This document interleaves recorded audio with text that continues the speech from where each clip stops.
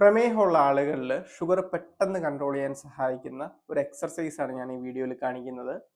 അപ്പോൾ ഇത് നിങ്ങൾക്ക് ജോലി ചെയ്യുന്ന സമയത്ത്, ഓഫീസിലിരുന്ന് ജോലി ചെയ്യുന്ന സമയത്ത് തന്നെ ചെയ്യാം.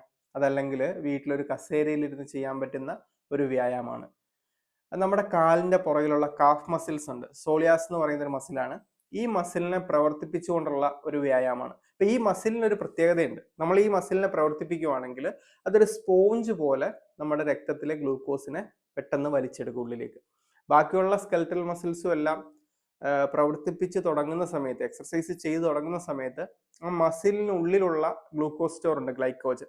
അതിനെയാണ് ആദ്യം ഉപയോഗിക്കുക. അതിനുശേഷമാണ് രക്തത്തിലെ ഗ്ലൂക്കോസിനെ എടുക്കുക. പക്ഷേ ഈ മസിൽസ്, സോളിയാസ് എന്ന് പറയുന്ന ഈ മസിലിന് ഇങ്ങനെ ഒരു പ്രത്യേകതയുണ്ട്.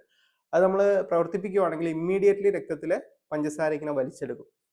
അപ്പൊ അതാണ് ഇതിന് റിസർച്ച് ഒക്കെ വന്നിട്ടുള്ളതാണ് ഈ എക്സർസൈസിനെ കുറിച്ച്. അപ്പൊ ഈ എക്സർസൈസ് എങ്ങനെയാണ് ചെയ്യേണ്ടതെന്ന് ഞാൻ കാണിച്ചു തരാം. ഈ എക്സർസൈസ് ചെയ്യാനായിട്ട് നിങ്ങൾ ഒരു കസേരയിൽ ഇതുപോലെ കംഫർട്ടബിൾ ആയിട്ട് ഇരിക്കുക. അപ്പൊ ഇരുന്നുകൊണ്ടുള്ള ജോലികളാണ് നമ്മൾ ഇന്ന് കൂടുതലും ചെയ്യുന്നത്. അതുകൊണ്ടാണ് ഞാൻ പറഞ്ഞത് നമുക്ക് ജോലി ചെയ്യുന്ന സമയത്ത് തന്നെ ഈ എക്സർസൈസ് ചെയ്യാം എന്നുള്ളത്.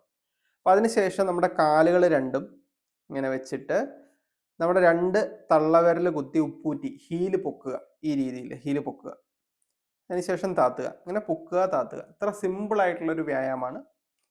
നമ്മുടെ ഉപ്പൂറ്റി പൊക്കുക, താത്തുക. അപ്പൊ ആ സമയത്ത് നമുക്ക് ഈ സോളിയാസ് മസിൽ, ഈ കാഫ് മസിൽ ഇങ്ങനെ കൺട്രാക്ട് ചെയ്യുന്നത് നമുക്ക് ഫീൽ ചെയ്യും.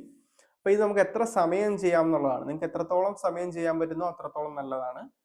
പെട്ടെന്ന് ഷുഗർ കൺട്രോൾ ചെയ്യാനായിട്ട് സഹായിക്കും. അപ്പൊ നിങ്ങൾക്ക് CGM ഒക്കെ ഉള്ള ആളുകളാണെങ്കിൽ ഇത് കണക്ട് ചെയ്തിട്ട് ചെയ്ത് നോക്കിയാൽ പെട്ടെന്ന് ആ വ്യത്യാസം മനസ്സിലാകും. അപ്പൊ ഈ വീഡിയോ നിങ്ങൾക്ക് പ്രയോജനപ്പെട്ടെന്ന് തോന്നുവാണെങ്കിൽ മറ്റുള്ളവർക്ക് ഷെയർ ചെയ്ത് കൊടുക്കുക.